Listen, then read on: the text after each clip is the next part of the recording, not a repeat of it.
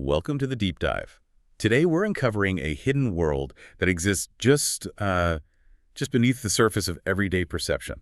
A place shrouded in secrecy, operating under principles we rarely consider. Forget what you think you know about conventional institutions. This isn't your typical facility. Indeed. We're talking about a facility that our sources refer to as Blacksite Berlin, or sometimes penal psychiatry. Now, its official designation might be something like Krankenhaus Maßregelvollzugs, which is, essentially a forensic psychiatric hospital. But our sources, they reveal this is far from a standard psychiatric hospital or even a traditional prison. It's described quite pointedly as a camouflaged secret prison. A camouflaged secret prison. Okay. And the personnel? Well, that's where it gets even stranger. According to the accounts, the personnel operate with incredibly fluid, shifting allegiances. Sometimes they're acting on behalf of the German state, sometimes American interests, sometimes Russian. All, according to these accounts, under the pervasive influence of what the source calls an international deep state. An international deep state, influencing a psychiatric facility in Berlin. That's what the observations suggest. This isn't just a local correctional facility. The things witnessed within it point to broader, darker implications. Implications that seem to reach across national borders and really challenge our understanding of institutional control. Okay, so our mission today is, essentially, to take this stack of incredible first-hand accounts and extract the most important nuggets of knowledge directly from the experiences of the buyer from the World Succession Deed 1400. He's our narrator. His life unfolded within these walls. And let's be clear, this isn't about speculation. Our source presents these as undeniable conspiracy facts. Exactly. We're confronting what the source materials lay out as fact. So get ready for an eye-opening journey, because these are occurrences that challenge our understanding of institutional control, human psychology, and, well, the hidden realities that our source suggests shape our world. Okay, let's unpack this then. We need to start with the very foundation, what Blacksite Berlin actually is, according to the buyer, because it's crucial to understand this isn't just any institution. That term, camouflaged secret prison, it paints a very specific and frankly quite unsettling picture. It really does. What's immediately striking is that deliberate terminology, a camouflaged secret prison. Yeah. It sets it apart right away from any standard psychiatric hospital or even, a regular prison that operates under some kind of public scrutiny. The idea of camouflage, well, it suggests an active intention to conceal its true nature, to maintain an illusion while serving a different, hidden purpose, something beyond just rehabilitation or transparent incarceration. And the complexity just keeps layering on. These accounts detail personnel with incredibly fluid allegiances, not just serving one nation state. You said German, American, Russian interests. That sounds far from a simple local facility. What were those broader, darker implications the buyer observed, the ones stretching across borders? It paints a truly unsettling scenario. What this multinational shifting allegiance ultimately points to, according to our source, is this overarching influence, an international deep state. It implies a layer of covert governance that transcends national boundaries, apparently utilizing facilities like Blacksite Berlin for purposes that are definitely not transparent to the public. And the secret prison aspect, it fundamentally changes the dynamic for the people inside, doesn't it? Well, patients aren't just confined by the rules of one system. They're caught in this web where the very authority figures might be serving conflicting, clandestine interests. A core insight here from the source is how institutional control, allegedly under this deep state, can weaponize almost anything. Even a patient's illiteracy becomes a tool for internal advantage. It blurs the lines between justice and control. Exploiting illiteracy. Yeah. It forces us to consider that institutional power might be far more layered, far more complex than we usually imagine, with allegiances that aren't immediately apparent, and maybe a mission that extends way beyond simple rehabilitation or punishment. Okay, if those are the systemic implications, let's zoom in, let's get specific. What incident on Station 10B really brought these murky power dynamics, these deceptions, to the surface? This is the Dämon incident, right?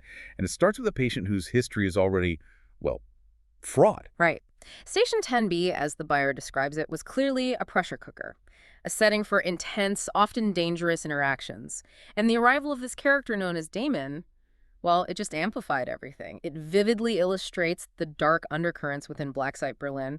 Our sources introduce us to this particularly disturbed patient, a man known for killing women. He had a very unique history with the institution. Unique how? He actually met and fell in love with his wife on a mixed-sex station within Blacksite Berlin. They were even discharged together. But tragically, he later stabbed her in a fit of jealousy, which led to his return to this very facility. So a deeply troubled individual with ongoing issues, even after coming back. That's a stark beginning to his story, and it sounds like his conflicts with the staff are pretty constant. We hear about him having issues with the cleaning lady, observing her in a way that staff found concerning. But then there's this bizarre, almost grotesque habit, collecting plastic cups of urine. Indeed. He would collect these urine-filled cups along his room wall, and when there were too many, he'd just empty them out the window. Predictably, this led to complaints from neighbors, staff reprimands. You can imagine the smell. But he perceived these reprimands not as consequences for his actions, but as targeted harassment, a sign that the staff were, in his mind, out to get him. This distorted perception is really key to understanding what happened next in this unsettling environment. And this is where Dämon steps in. He already carved out a niche for himself, right? Selling things at inflated Blacksite prices, acting like a gangster. Exactly. He presented himself as this real OG gangster, a figure of some power and influence on the station. The patient, despite his own disturbed state, perhaps recognized Dämon's criminal potential, maybe not the limits of it. So the patient, feeling targeted, hires Dämon for this chilling plot. What did Dämon do next? Was it straightforward? Well, the patient, desperate for revenge against the staff he felt were targeting him, made this chilling decision. He hired Dämon to stab two specific nurses, a small male nurse and a female nurse. The price was €2,500. He even provided an €800 cash advance. He actually paid him up front. Yes, which just illustrates the desperate measures patients sometimes feel driven to in that environment. And of course, the opportunistic nature of figures like Dämon, who readily accepted the down payment. But Dämon almost immediately reported the murder plot to the nurses. Crucially, though, he strategically omitted one detail, that he had accepted the €800 down payment. Oh, okay, so he covers himself but keeps the cash. Precisely. It highlights Dämon's shrewdness, his self-preservation. He wanted to appear cooperative, avoid implication, but still profit. The station management, in turn, documented the whole incident. And here's a particularly disturbing detail from the source. The patient, being illiterate, blindly signed the report.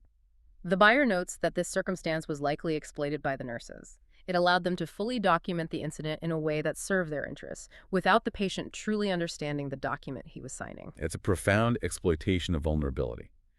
So what followed?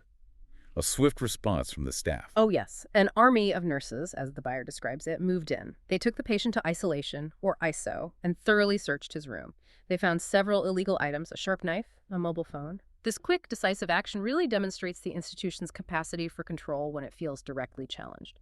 After his time in ISO, he was moved to Station 10C, and the buyer would later encounter him there, still locked in what our source calls a small war with Blacksite employees. So the conflict just continued on another station. Pretty much. This entire incident, from the patient's desperation to Dämon's opportunism, the staff's strategic response, the exploitation of illiteracy, it paints such a vivid picture of the dark undercurrents within Blacksite Berlin.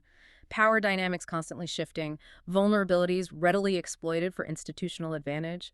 It really makes you reflect on how such a high-stakes, isolated environment can breed this unique form of criminality and despair.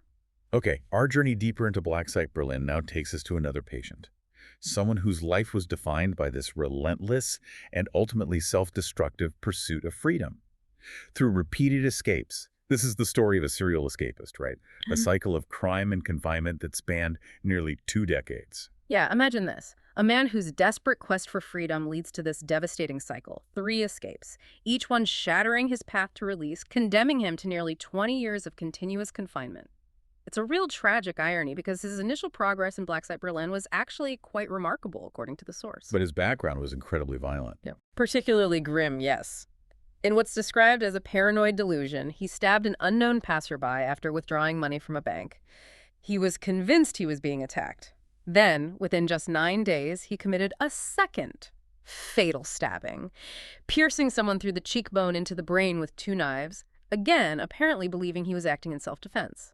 And this wasn't just out of the blue. Before his incarceration, he was clearly in a very dark place. Indeed. Our sources describe him as heavily paranoid, engaged in extensive drug use, and having real conflicts with the criminal underworld. A search of his apartment revealed a disturbing arsenal, numerous knives, an axe, a ski mask. He openly admitted that he was Finsterdrauf, basically, in a dark, sinister state, and genuinely believed that killing was legitimate under those circumstances. Wow. But the irony you mentioned, he was actually close to getting out. That's the truly tragic part. He had actually achieved Ausgänge-supervised excursions after just 5 years in Blacksite, Berlin. That's a significant milestone. It indicates a patient is on the path to regular discharge. He was so close to regaining his freedom. So, on the cusp of release. But he threw it all away. Repeatedly. What does that tell us about human nature under that kind of intense pressure? Precisely. His repeated escapes completely shattered that prospect, condemned him to decades more confinement. He just couldn't resist the immediate temptations, apparently. Drugs, visiting brothels, that brief taste of liberty, even if it meant living under the constant pressure of being caught. It's just a stark illustration of self-sabotage.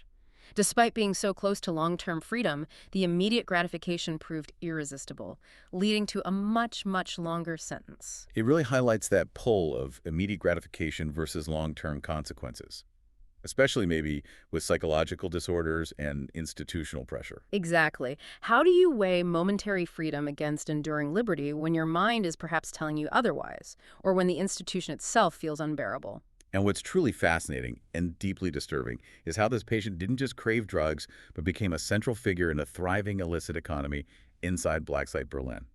How on earth did he manage that? Well, this part of the account paints a really vivid picture of the internal culture. Illicit activities flourishing right under the noses of the staff, perhaps. Our sources detail his ingenuity in drug smuggling, the preferred method for bringing small drug packets in, simply hiding them in his underwear. Bypassing the searches. Well, patients were patted down, scanned with metal detectors, but detectors don't pick up drugs, obviously, and staff typically didn't search there. Okay, a clever, if unsettling workaround. What about alcohol? That's harder to conceal. More challenging, yes, but he found ways. For instance, he once rinsed out a shower gel bottle and filled it with vodka. Apparently, the soap chase made it practically undrinkable, but he drank it anyway, just out of sheer desperation. Another time, he filled condoms with vodka, hid them in his pants. That method actually worked. Wow. And with this access, he became the station dealer. Pretty much. Quickly became the station's popular dealer, constantly under the influence himself. He initially favored spice because, at that time, it wasn't detected in the urine controls, the UK, as they called them, made for a highly profitable, though very conspicuously used, business. So, despite obvious drug influence on the station, he managed to avoid detection as the source. What does that say about oversight? Yes. While other patients, clearly high, often ended up in ISO for uncontrolled behavior, he largely remained undetected as the primary source. Retrospectively, and this is chilling, he described this period as a very funny time full of fun. Wished for those good old days when he made thousands of euros, lived on a grand scale by Blacksite standards, even saved money for an escape. Seeing that time as a golden age, despite everything, that's quite a distortion. It really is. And concurrently, he was receiving numerous medications, depot injections, things he found debilitating for his body and mind. He felt trapped for decades, believed his health was rapidly declining because of the medication. It just shows the human capacity to adapt, exploit, even find twisted pleasure in severely restrictive environments. Despite the danger, despite the medication. That deep sense of being trapped, the debilitating medication that must have fueled his escape attempts. And the first one, we learned, came with incredibly brutal consequences. Tell us about that. It did. Driven by that desire to escape the medication's effects, he seized an Ausgang opportunity. He fled. Once free, his immediate action was, well, to drink Jack Daniels until he passed out. Celebrating his fleeting freedom in Berlin, specifically on the Kudamm, his memories of this brief period were fragmented, just recalling struggling with police, then a complete blackout. And then the recapture was swift and violent. Precisely. He awoke just 24 hours later. Back in Blacksite, Berlin, restrained, with a painful chin suggesting he'd been punched during recapture. Even restrained, his defiance wasn't entirely broken. He managed to loosen one arm, which immediately triggered a response. No less than 9 nurses stormed his isolation cell to resecure him. 9 nurses. Yeah. That highlights the institution's power, the force they'd use. Absolutely. Maintaining control was paramount. Following this, he apparently voluntarily took a mountain of medications, which led to his release from ISO the very next day. But this seeming compliance was maybe also a means to an end. He continued this pattern, collecting, taking large doses of medications over time, often crushing and snorting antidepressants, which led to a severe addiction. Snorting antidepressant. Yeah.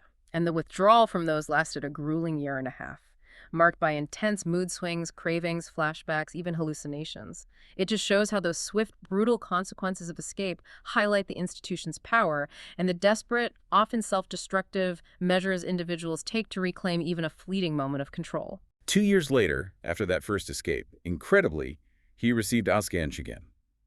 And predictably, he fled again.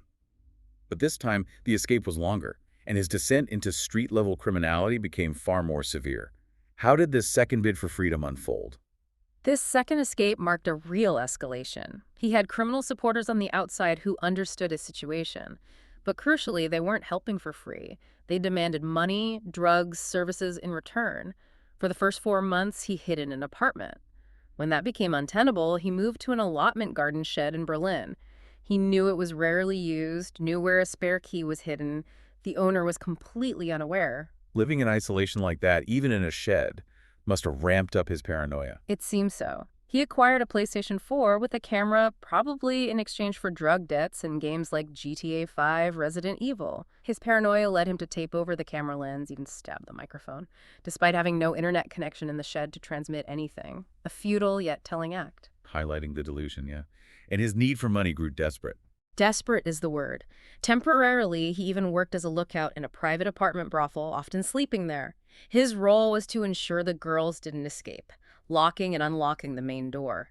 He himself later described this grimly as forced prostitution, acknowledging he couldn't be choosy about earning money or finding shelter. That's a stark illustration of the moral compromises forced upon someone on the run with no legal income.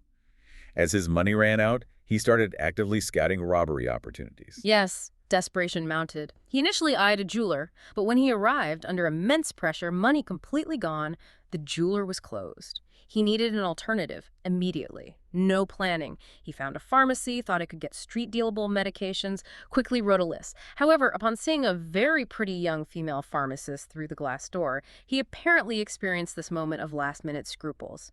Couldn't bring himself to traumatize her, turned away. A flicker of humanity there in that darkness. But his need for money was still overwhelming. What happened next? It was. In a swift, unplanned decision, he chose a döner kebab imbiss. 5 Turkish employees inside. Here, apparently, he had no reservations about traumatizing them. He brandished a gas pistol, the kind used as animal repellent, and robbed the day's earnings, about €800. The money exchange went smoothly. He was leaving the shop, pistol still in one hand, loot in the other, when he was unexpectedly grabbed by a passerby. Just a random passerby. Turned out to be a civilian police officer out for a walk who'd witnessed the robbery. Okay, this sounds like it escalated quickly and violently. It did. A struggle ensued, and the 5 shop employees, armed with large, sharp kebab knives, rushed to the officer's aid. Our patient, still on the ground, shot an employee in the eyes with gas pistols, a brutal act in desperation. Then, as he got back up, he was surrounded by the employees, cut deeply in the back multiple times, as if they were slicing kebab, as the source puts it. That's horrifying. Fortunately, kebab knives have round tips, which prevented fatal stabs, though the buyer notes the scars are still visible years later. The police, already alerted, apprehended him a short distance away. He bled into the patrol car, had a brief hospital visit, and then returned to Blacksite, Berlin. He later reflected, according to the source, that he would never have turned himself in due to lack of money. Believed that on the run without funds, you just have to get your hands dirty. It just shows that escalating desperation, the moral degradation that can happen during a protracted escape, the extremes people go to. Exactly. When legal pathways disappear, especially within the shadow of an institution like this. Years later, after these 2 dramatic escapes, this same patient incredibly received Ascanj again. And this time, he executed a 3rd escape, leading to an even more intense manhunt and revealing some truly dark, elaborate plans for prolonged freedom. What drove this 3rd attempt? This 3rd escape really showcases an almost unbelievable persistence. He used a supervised outing, despite being accompanied by 2 nurses, to flee from a supermarket. Just couldn't resist the temptation, apparently. This immediately triggered a large-scale manhunt, including a photo manhunt circulated via the press. His face was on the front page of a Berlin newspaper, warning the public, asking for help. That level of public exposure, remaining in Berlin, must have been incredibly difficult. Why didn't he flee the city or the country? It should have been, yes. But he stubbornly remained in Berlin, refused to leave the city or even Germany, Dumb, noted the buyer in the source material. But the buyer also observed his reliance on his deep knowledge of Berlin, his network of criminal contacts there. He had a very close call. A taxi driver recognized him, reported his location. Police knocked on his apartment door. He didn't open it, gave him just enough time to flee. The apartment was then burned as a safe house. So he became homeless. But even then, he demonstrated a chilling kind of ingenuity. How did he survive? Absolutely. He started sleeping in a forest by the Hobel in Berlin. It was summer, so apparently not too bad. He strategically hid his belongings, including a homeless-style disguise for robberies and burglaries, spare clothes in a secluded bush, to remain inconspicuous, without luggage. And here's a bizarre contradiction. He paradoxically adhered to minor laws during this time, crossing at green lights, paying for public transport, trying to avoid being caught for trivial offenses. That meant his money ran out faster. Exactly, the unintended consequence. Yeah. And he was absolutely determined not to return to Blacksite Berlin, especially not because he'd run out of money. That belief, you just have to get your hands dirty, it culminated in what the source calls a truly profoundly evil plan to get funds. And this plan, as described by the buyer, it's chilling. What was he contemplating? It is. He planned to murder and rob a drug dealer he knew, someone who kept a lot of cash in his apartment. His intention was to store the body in the refrigerator and actually live in the apartment for a while. But his plans didn't stop there. He intended to extort other criminals by sending them body parts of the deceased to enforce his demands. Sending body parts. Good grief. With enough money gained this way, his fantasy was to go to Switzerland for plastic surgery, get a new face, then acquire a new identity via the darknet and return to Germany. It highlights a complete moral collapse. And how did this elaborate, depraved plan finally come to an end? Was it police work? Pure, random chance. While returning to his forest hiding spot, he coincidentally met his grandparents on the road. They telephoned his mother to report the encounter. This call, in turn, was intercepted and geolocated by the police. A massive 5-hour search operation ensued. Helicopters with thermal cameras, heavily armed ground units. He was ultimately found consuming drugs on a park bench. His knife, with a line of speed reportedly on it, stuck in a nearby tree. Police, pistols, and machine guns drawn emerged from the trees to apprehend him. After all that planning, caught by chance meeting his grandparents, how long did this escape last? Only 3 weeks. He was then, once again, returned to Blacksite Berlin. It's incredible how constant pursuit, absolute scarcity can just distort reality, morality, leading to these chilling plans, and then undone by simple coincidence. It really underscores the unpredictable nature of these events, these conspiracy facts as the source frames them. So back in Blacksite Berlin, after this third recapture, you might expect, well, something to change. But our sources show a vicious cycle that just continued, even escalating to a brutal attack on the buyer himself. What was life like for him then? This period really underscores the persistent danger, the instability within Blacksite Berlin, fueled by widespread drug use, severe psychological conditions. After his recapture, his drug supply network shifted. He now associated with other patients who received and sold drugs. His criminal contacts no longer supplied him, and he had no Ausgänge to smuggle drugs himself. And apparently, drugs brought in by Blacksite staff now went to a different station dealer, much to his frustration. So he had to buy drugs internally at inflated prices. Exactly. Forced to save money to buy drugs at high Blacksite prices inside.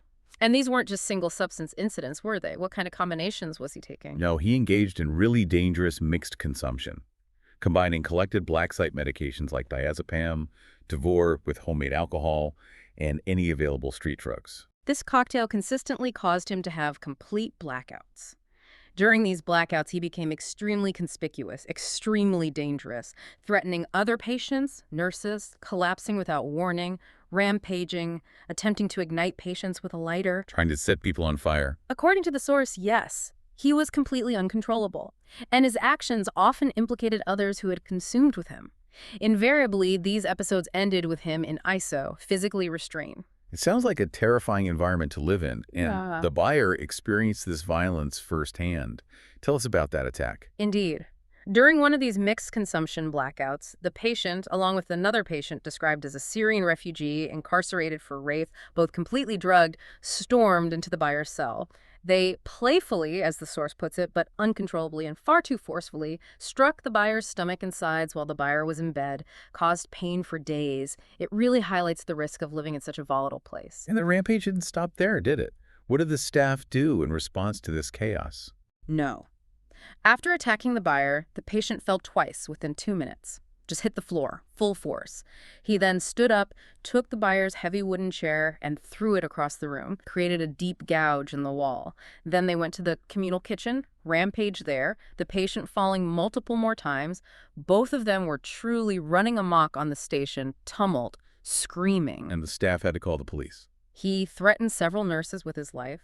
That finally led Blacksite staff to call the police. When the police arrived, they struggled to apprehend him. He amusedly resisted for a considerable time, apparently, before they managed to bring him under control. The police escorted him to an isolation cell, assisted with his restraint. During this, his brand new tracksuit was cut off him, and he was fitted with an adult diaper-like device. He remained restrained for the rest of the day. And the severity of his condition was confirmed medically? What was the ultimate consequence? Yes, blood tests revealed potentially fatal drug levels. Due to the life threats against the nurses, he was transferred from Station 10B to Station 10C after his ISO period. It just shows how widespread drug use, severe psychological conditions, can lead to a complete breakdown of order and safety, even in an environment designed for control. Makes you question the effectiveness, the humanity of such institutions when external police intervention is needed just to maintain basic safety. Okay, from that depth of despair and uncontrolled rage, we now turn to a truly enigmatic figure within Blacksite Berlin. Asadin, described as charming, talented, seemingly navigating this grim institution with surprising privilege, often bending or breaking rules with impunity. And the buyer had a close, fascinating relationship with him. What was it about Asadin that allowed him such latitude? Asadin really presents a stark contrast. The buyer describes a close relationship. They cook together weekly, on Thursdays. Asadin, who had supervised excursions despite only being there a few years, would procure exotic ingredients. Tahini for homemade hummus, fresh Turkish flatbread. They'd conspiratorially research recipes online in the buyer's cell, Israeli, Turkish, Indian, Ukrainian. The more unusual, the better, apparently. So clearly charismatic, even with the staff, to get those ingredients.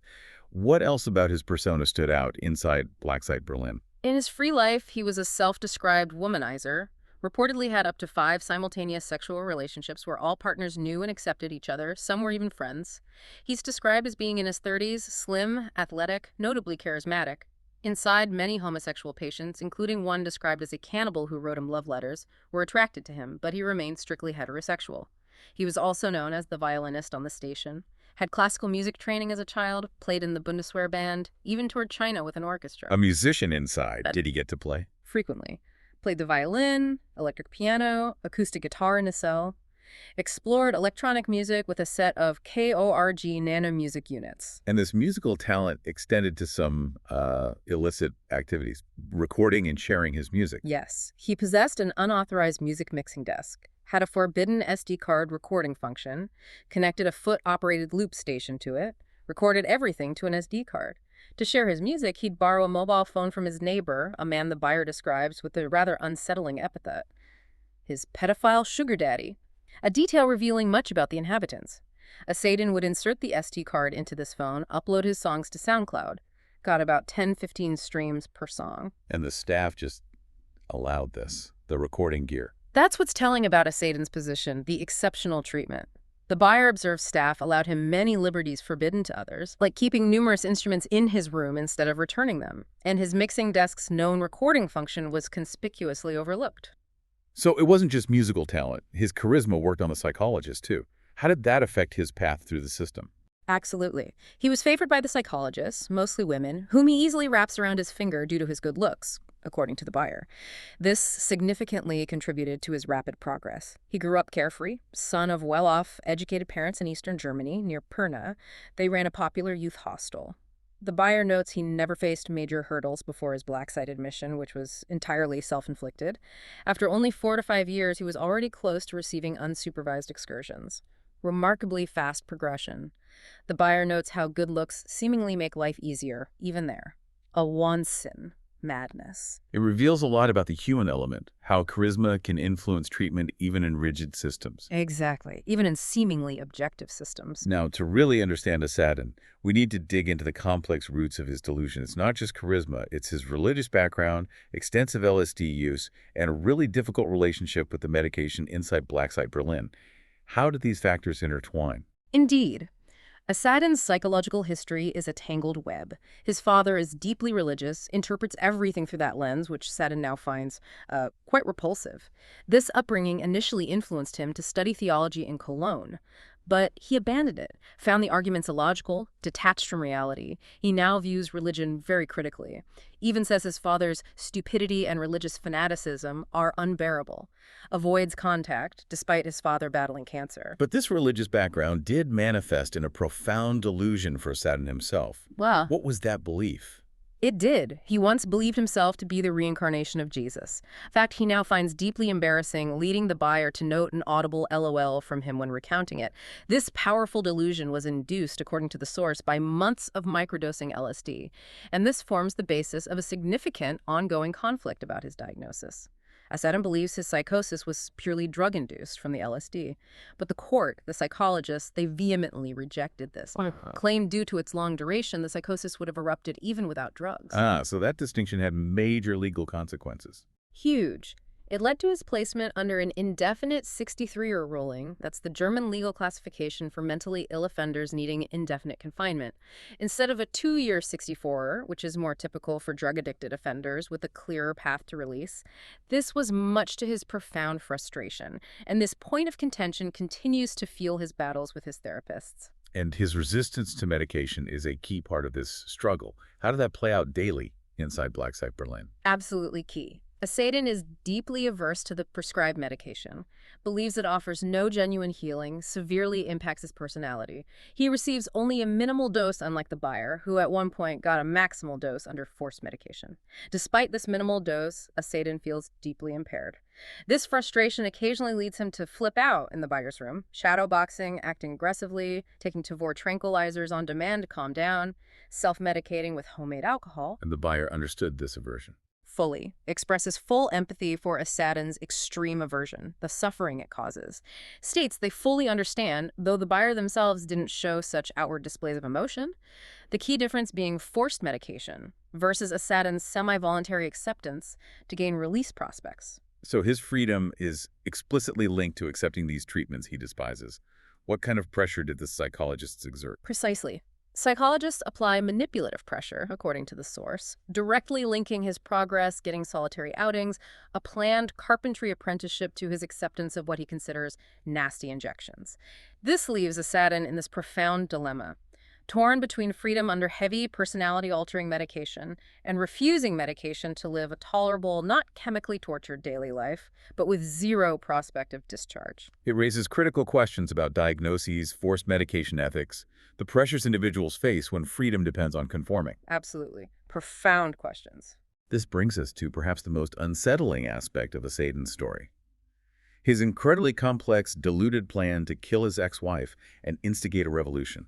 A plan drawing chilling parallels to Charles Manson. This is where the accounts of conspiracy facts really take on a new dimension. This is truly a deep dive into a disturbing landscape of delusion. The pressure from psychologists, the agony of medication. It was so immense for Assadin that he could and would not wait for scheduled release. Despite the buyer counseling against escape due to his progress, he meticulously planned a nonviolent escape during a supervised outing, intending to use an unobserved moment to flee. His mother was meant to provide a large sum of cash initially. Being half Spanish maternally, fluent in Spanish, he had a second Spanish passport. That would facilitate escape to Spain or South America, blend in without a language barrier. So he and the buyer were actively planning this escape together. That's incredible. How detailed were these plans? They were. The buyer and Assadin planned it using the internet, the darknet, sought fake Spanish travel documents, researched a global Indian-originated meditation organization online, offered free participation, food, lodging for helpers, a plausible hiding place, lax identity checks. But the plan evolved into something far more sinister. Assadin's actual crime, like the buyer's, was attempted manslaughter, but described as much crazier and more brutal. He stabbed his Iranian ex-wife multiple times in her Berlin apartment. Miraculously, she survived because a neighbor, alerted by her screams in English, interrupted the attack, forcing him to flee believing she was dead. And this horrifying act was meant to trigger something much larger. How did his revolutionary fantasies align with figures like Manson? Precisely. Like Charles Manson, Assadin hoped his act would trigger a revolution. Manson aimed for a U.S. race war. Assadin sought revolution in Iran, sparked by outrage over the unpunished killing of his ex-wife. The buyer points out chilling similarities. Manson's family, controlling and sleeping with the women, Asadin's multiple sexual relationships. Both, crucially, used LSD to fuel revolutionary and murderous fantasies. Remember Manson. His followers committed brutal murders in LA, carving symbols, writing in blood, trying to frame others, spark his apocalyptic race war, helter-skelter. The parallel is the use of hallucinogens to command and justify extreme violence, the delusion of grand consequences from a personal act. Exactly, though the key distinction, Asadin acted alone, Manson used followers. A profound difference in execution, but the motive and LSD influence are striking. And Asan even had a twisted religious justification. He did. His plan involved killing his wife, fleeing to Saudi Arabia, relying on his Islamic marriage he'd converted, viewed his ex-wife as property to claim impunity under Islamic law. Believed it was a God-given right to take her life for the honorable goal of overthrowing Iran's mullah regime. She was to make the greatest sacrifice.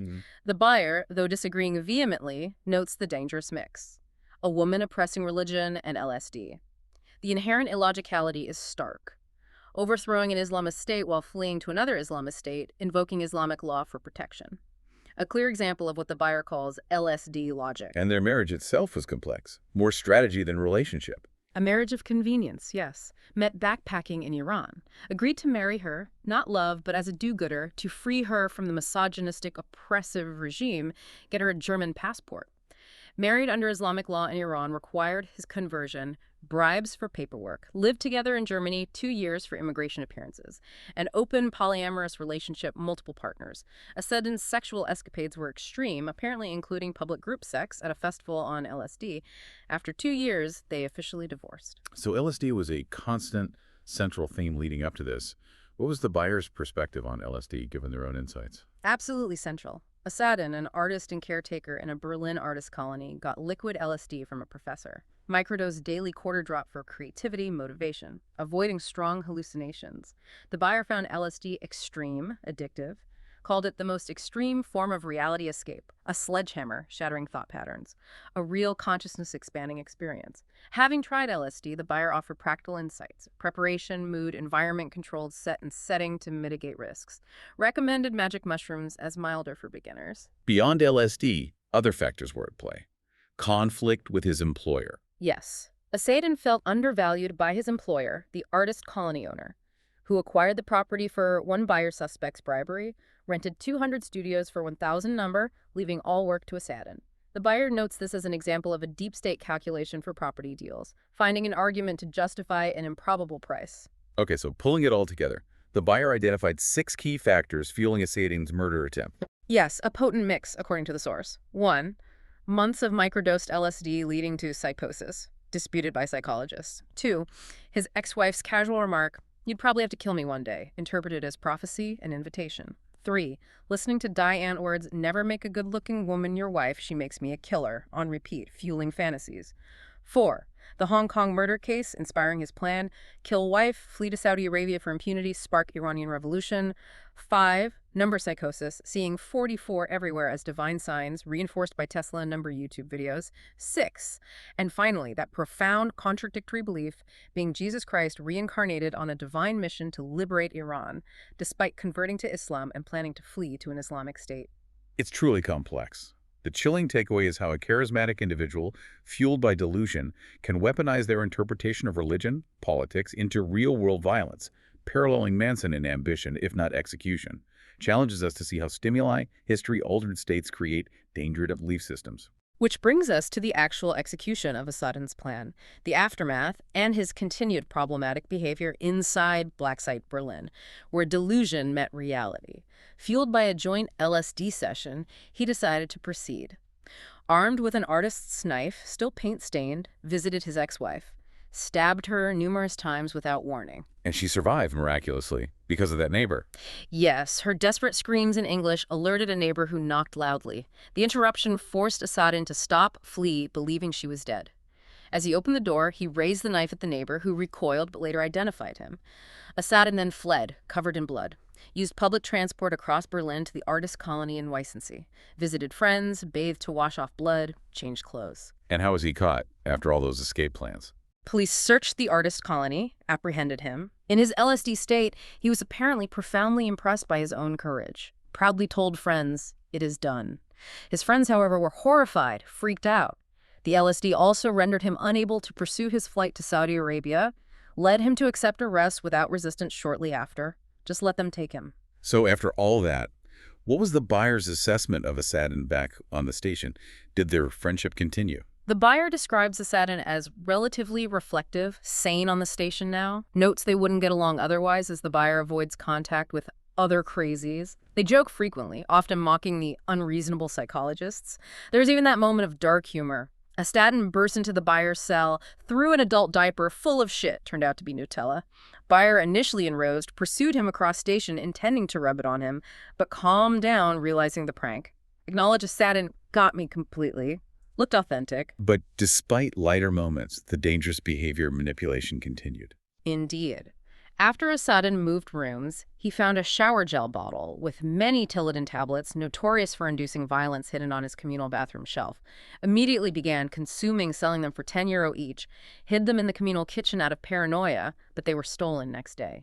He also maintained an alliance the buyer found incomprehensible, with an unpleasant patient suspected in the Inga case murder, bonded over meditation.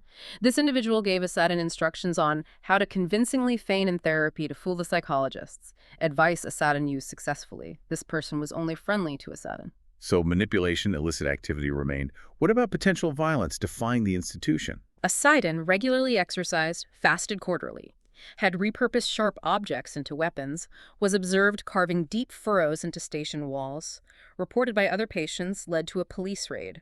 Officers stormed his cell, isolated him, searched, confiscated dangerous items. While in isolation, he even kicked a large safety glass observation window out of its frame, barefoot. Not isolated incidents. He also planned an escape during court transport. Hid a sharp cutting tool in underwear, ready to strike, decided against it last minute, traveled armed to court and back without using it. The buyer notes, these were incidents that indicated what was yet to come, but more on that later. The core insight. Even in controlled environments, individuals strategize, rebel, assert agency, for better or worse, challenging our understanding of mental illness, criminal intent, institutional life. Absolutely. And what was yet to come arrived with a vengeance. Our deep dive culminates in this crucial document. Public confirmation of Asadin's successful escape, validating what the buyer calls conspiracy facts, where hidden realities surface. This is truly the ultimate aha moment, where private insider accounts converge with public official reports. A joint press release. Berlin Police and CNWGP, the Senator for Health Care and Equal Opportunities, dated December 24, 2023, confirms the escape of 2 dangerous patients from the Krankenhaus des Maßregelvollzugs, Blacksite Berlin in Wittnau, early morning hours. This external public document unequivocally validates the detailed internal narratives we've explored. And the escape itself was violent. What did the official report say? It was. Press release details. A 34-year-old inmate who we know as Asadin called a 45-year-old nurse to his room, false pretenses, around 3:30 a.m., attacked her with a pan. When a 53-year-old colleague came to her aid, Asadin attacked her with a knife. The presumed assailant then fled the Blacksite grounds with another inmate. The 53-year-old nurse required inpatient hospital treatment. Her younger colleague was treated as outpatient. Police searches were unsuccessful at the time, investigations ongoing. So the conspiracy facts became public facts. Exactly, witnessing that convergence. It prompts us to consider how much the official narrative often obscures the complex, human, often violent realities preceding it, especially within places like Blacksite Berlin and the alleged broader deep state operations. Okay, let's try to wrap this up. What we've explored today really goes far beyond simple narratives of institutional life. We've seen, through the direct observations of the buyer from the World Succession Deed 1400, this hidden world inside Blacksite Berlin, a facility described as a camouflaged secret prison operating under the shadow of an international deep state, personnel acting for various states, where the lines between patient, perpetrator, victim just constantly blur. We've unpacked what our source describes as conspiracy facts, revealed this intricate dance of human desperation, incredible ingenuity, profound psychological complexity, from the opportunistic Dämon profiting from a murder plot, to the relentless escapist, life spiraling into darker criminal acts, to the charismatic Asadin, his LSD-fueled revolutionary fantasies culminating in that violent escape, confirmed by the public press release. Each story, observed firsthand, paints this vivid picture. The sheer will to survive, exert control, find freedom, however fleeting or diluted, against overwhelming odds. It forces us to critically examine confinement, the impact of alleged international deep state operations reaching even into facilities like this, and the narratives we just accept at face value. So what does this all mean for you, listening? It challenges us, I think, to look beyond the headlines, beyond official statements, to question what other hidden realities might be unfolding in plain sight. What boundaries of control do institutions truly possess? What incredible, often disturbing truths remain uncovered about the human spirit and the forces seeking to contain it? Consider how these individual struggles, these conspiracy facts as the source calls them, might connect to larger systems of power, control, operating discreetly. What would you do faced with such a system? How would you discern fact from official narrative in a world where camouflage and secrecy are, as our source describes, the norm? This deep dive into Blacksite Berlin has hopefully given you not just information, but perhaps a new lens, a new way to view the world around you.